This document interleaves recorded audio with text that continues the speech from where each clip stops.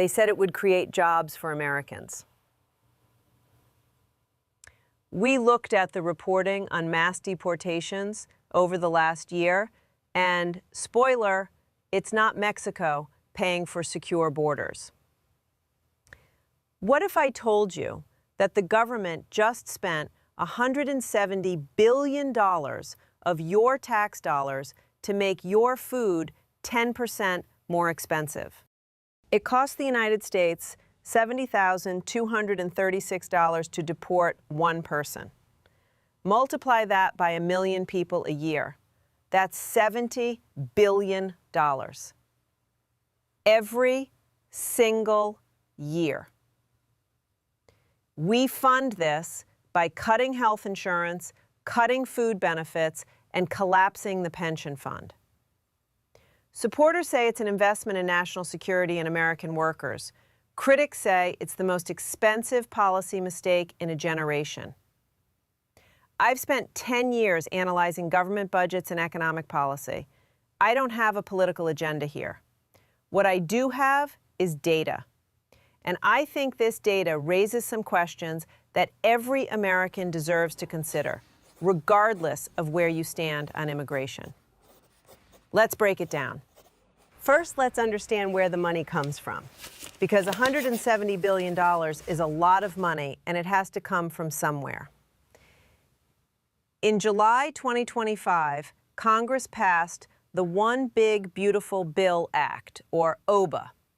This legislation funds the deportation apparatus, but it also restructures federal spending in ways that affect millions of Americans who have nothing to do with immigration. The bill allocates $45 billion for detention facilities, a 400% increase over previous budgets. It provides $30 billion for hiring 10,000 new ICE officers, and it creates a $10 billion discretionary fund that the Secretary of Homeland Security can allocate without specific congressional approval. Now, supporters of this approach argue that these investments are necessary. They point out that previous administrations underfunded enforcement, creating a backlog of millions of deportation cases. From their perspective, this is simply the cost of finally enforcing laws that have been on the books for decades. But here's where it gets complicated. To fund these programs, the bill makes significant cuts elsewhere. SNAP, the food stamp program, loses $187 billion over a decade, roughly a 20% reduction. This includes removing exemptions for veterans, homeless individuals, and young adults aging out of foster care. About 300,000 people will lose food assistance eligibility. Medicaid faces cuts of nearly $1 trillion over 10 years. New co-payments of up to $35 per visit are imposed on enrollees who joined under the Affordable Care Act expansion. Student loan programs are restructured, reducing federal spending on education by an estimated $320 billion over a decade. Now, the administration argues this is fiscal responsibility, reducing spending on social programs while investing in enforcement. They would say these programs had become bloated and that tighter eligibility requirements simply restore them to their original intent. Critics see it differently. They argue that we're essentially transferring resources from programs that help low-income Americans to programs that fund private prison corporations. And it's worth noting that about 90% of ICE detainees are held in private facilities run by companies like Geo Group and CoreCivic. I'm not going to tell you which interpretation is correct, but I think it's worth understanding exactly what trade-offs are being made with your tax dollars. Now let's talk about economics. This is where things get really interesting and where I think both sides have some explaining to do. The administration's core economic argument is straightforward. Remove undocumented workers, and American citizens will fill those jobs at higher wages. It's a simple supply and demand argument that makes intuitive sense. But the data we're seeing tells a more complicated story. Let's start with agriculture. Estimates suggest that between 42% and 70% of the hired farm workforce in America is undocumented. These workers harvest crops that end up on American tables: strawberries, lettuce, tomatoes, and much more. As enforcement ramped up in 2025, farmers began reporting labor shortages. One blueberry farmer in New Jersey lost $5 million in produce because he could only secure 1/3 of his required workforce. Similar stories are emerging from California, Florida, and other agricultural states. The result? Grocery prices rose 1.4% in January 2025 alone. Projections suggest prices could increase by 10% if labor shortages continue. Now, supporters of the policy have responses to this. They point to the H-2A guest worker program, which provides a legal pathway for agricultural labor. They argue that farmers should have been using legal workers all along, and that short-term disruption is the price of transitioning to a lawful system. That's a fair point, but it's also worth noting that the H-2A program has its own problems. It's administratively burdensome, expensive for farmers, and recent regulatory changes have made it less attractive to foreign workers. So the legal alternative isn't quite ready to fill the gap. Construction tells a similar story. The United States has a housing shortage of nearly 4 million units. We need more homes. But approximately 15 to 25% of the construction workforce is undocumented, with even higher concentrations in trades like drywall, roofing, and masonry. In late 2025, 92% of construction firms reported difficulty finding workers. Half cited project delays. Home prices continue to rise, and the dream of home ownership grows more distant for young families. Here's where I think the data raises a concern worth considering. Economists talk about something called labor complementarity. The idea is that immigrant workers and native-born workers often don't compete for the same jobs. They actually depend on each other. In construction, for example, immigrant workers often do framing and drywall, while American workers are more likely to be electricians and plumbers. Remove one group, and the other group's work disappears too. The Economic Policy Institute estimates that for every million immigrants deported, between 88,000 and 960,000 American workers could lose their jobs. Not because they're being replaced, but because the economic ecosystem they work in is disrupted. That's a wide range, and these are projections, not certainties. But it does suggest that the relationship between deportation and American job creation might not be as straightforward as the campaign promised. Looking at broader economic models, the picture is mixed but concerning. The Wharton School projects that sustained deportation could contract GDP by 1% by 2034. More aggressive estimates from the American Immigration Council suggest the contraction could exceed 7% over 3 years, larger than the Great Recession. Again, these are models, not facts. But when multiple independent institutions project economic contraction from the same policy, I think that's worth taking seriously. Now, here's something that surprised me when I first dug into it, and I think it will surprise many of you too. Undocumented immigrants contribute billions to Social Security every year, and they can never collect benefits. Here's how it works. Many undocumented workers use false or expired Social Security numbers to get jobs. Their employers withhold payroll taxes automatically, just like for everyone else. That money goes to the Social Security Trust Fund. But because these workers aren't here legally, they're barred from ever claiming retirement benefits, disability, or Medicare. In 2022, undocumented immigrants contributed over $25 billion to Social Security and $6 billion to Medicare. That's $31 billion flowing into programs they will never benefit from. You can view this different ways. Some would say it's fitting. They're here illegally, so they shouldn't receive benefits. Others would say it's a hidden subsidy that American retirees benefit from every day. But here's the policy question that concerns me. What happens when those contributions disappear? The Social Security Administration estimates that mass deportations could reduce annual cash flow to the program by $20 billion. Over a 30-year horizon, models suggest this could accelerate the trust fund's insolvency by approximately 6 months and increase the system's deficit by $884 billion. Some estimates indicate the median American household might need to pay around $180 more per year in taxes to offset this loss.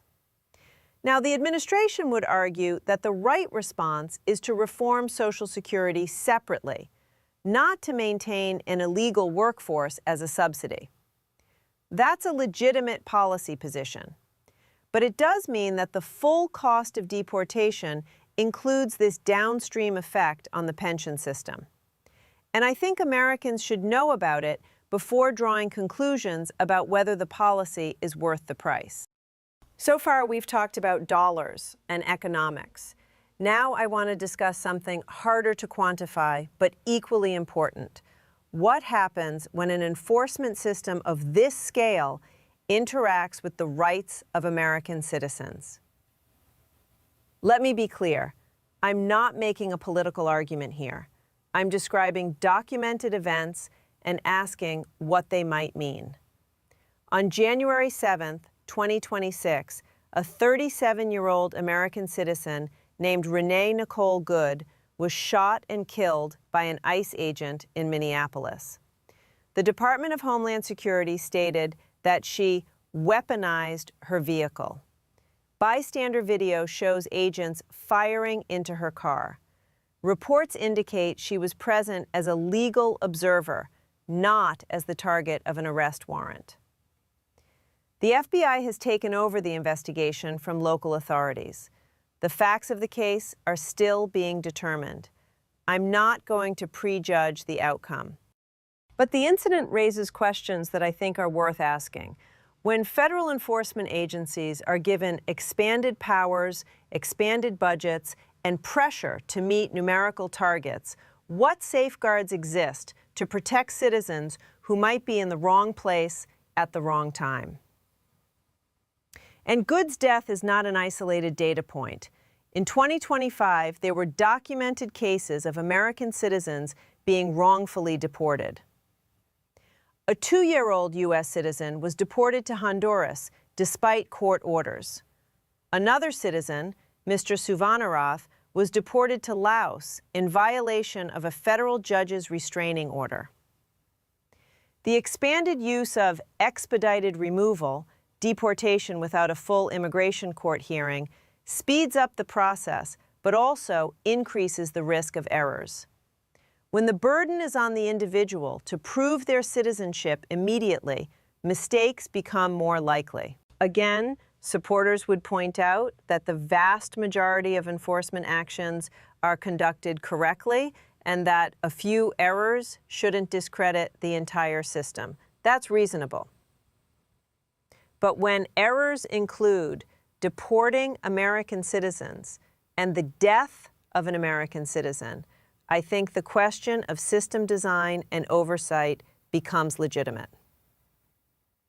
Following protests after Good's death, President Trump threatened to invoke the Insurrection Act, a law that would allow the deployment of active duty military for domestic law enforcement. As of now, this remains a threat, not an action. But the fact that it's being discussed at all represents a significant shift in the relationship between federal power and civil liberties. I want to be careful here not to be alarmist. The Insurrection Act has been invoked before in American history, and the Republic survived. But I do think it's worth asking, are we comfortable with the trajectory?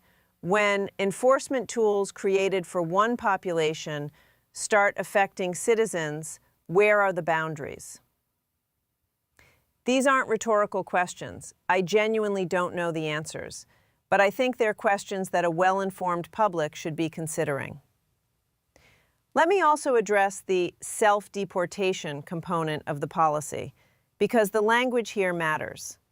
The administration has promoted a program offering $3,000, a plane ticket, and amnesty for civil fines to undocumented immigrants who agree to leave voluntarily. The government claims 1.9 million people have taken this option since January 2025. From a fiscal perspective, this is efficient. A $4,000 voluntary departure costs far less than a $70,000 forced removal. But critics raise concerns about how voluntary these departures really are. Reports indicate that individuals are sometimes pressured to sign departure forms without legal counsel, effectively waiving any rights to asylum or other relief. International human rights organizations have raised questions about whether these procedures meet international standards for informed consent. Supporters counter that providing a financial incentive and free transportation is more humane than forced removal, and that people are making rational choices in their own interest. I'll leave you to form your own judgment on the ethics. But I think it's important to understand what self-deportation actually means in practice beyond the official terminology. So where does this leave us? Let me try to summarize the balance sheet as objectively as I can. On one side of the ledger, the administration can point to tangible enforcement results. They claim approximately 1 million deportations and 1.9 million self-deportations in the first year. Whether these numbers represent real security gains depends on your assumptions about the relationship between immigration and crime, economic competition, and national identity, questions that data alone can't fully answer. On the other side of the ledger, we have documented costs. Direct spending of $170 billion over 4 years, funded largely through cuts to food assistance, healthcare, and education. Economic projections showing potential GDP contraction ranging from 1% to over 7%, depending on the model and time frame. Food price increases of 1.4% in 1 month, with projections of 10% increases if labor shortages persist. Construction delays affecting the housing supply in a market that already faces a 4 million unit shortage. Social Security cash flow reductions of potentially $20 billion per year, accelerating the trust fund's insolvency timeline. And questions, not conclusions, but questions about how expanded enforcement powers interact with the civil liberties of American citizens. The administration argues that these short-term costs are worth the long-term benefits of a lawful, controlled immigration system. They may be right. Critics argue that the costs are far too high and that the benefits are illusory. They may be right too. What I can tell you with confidence is this: the policy is not free. It has a price. And that price is being paid right now, in your grocery bills, in the housing market, in the federal budget, and potentially in ways that affect your constitutional rights. I started this video by saying I'd present the data and let you decide. I've tried to do that. But I'll end with one observation that I think is worth considering. Large-scale government programs often have unintended consequences. The larger the program, the larger the potential for those consequences. What we're witnessing is one of the largest domestic enforcement operations in American history, implemented at unprecedented speed, funded by restructuring major parts of the social safety net. Maybe it will work out exactly as planned. The economy will adjust, American workers will fill the gaps, and the country will be more secure and prosperous. Or maybe the critics are right, and we're in the early stages of a policy whose full costs haven't yet become visible. I don't know which outcome is more likely. What I do know is that this is your money, your economy, your food prices, your pension system, and your rights. The question I'd leave you with isn't, is deportation good or bad? That's too simple. The better question is, given everything you now know about the costs and the trade-offs, are you satisfied that this is the best use of $170 billion? Are the safeguards adequate? Are the economic risks acceptable? Those are questions only you can answer, but I hope this analysis has given you better information to answer them with. Think about it, talk about it, and whatever conclusion you reach, make sure it's yours. If you have any topics you'd like to discuss, please write them in the comments. I try to read every one.